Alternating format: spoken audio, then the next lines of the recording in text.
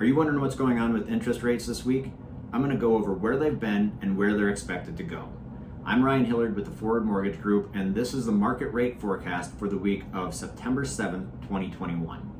Recapping last week, the biggest item that was anticipated to move rates was jobs data that came out on Friday. As lenders were building in pricing into their rate sheets throughout the week, we saw average mortgage rates slightly move up higher towards the end of the week. Overall, though, rates are still very close to what we've seen in the last few weeks, which is to say that they're still low. Keep in mind that when we are talking about rates losing ground or improving, these are typically happening in very small increments rather than in bigger jumps that most people anticipate when they hear these things. If there's something that is causing a bigger jump, I'll definitely address it and the factors behind it. Going forward, and with this being a shortened week, it's not likely that rates are going to improve much from here.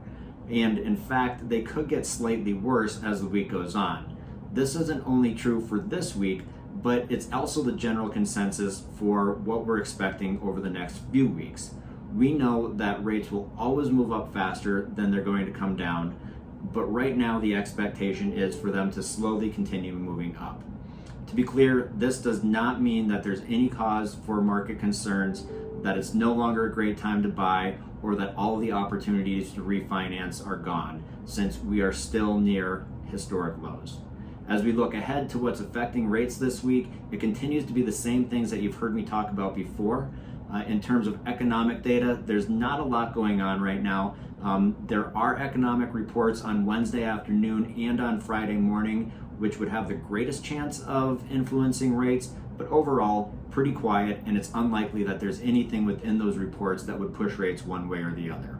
On the Fed stimulus front, the Fed is continuing to buy treasuries and mortgage bonds, which is helping to keep rates low. And then on Fed tapering, meaning if the Fed begins reducing their treasury and mortgage bond purchases, rates may creep higher if the markets start to speculate that the tapering will occur at this month's Fed meeting. That's it for this week.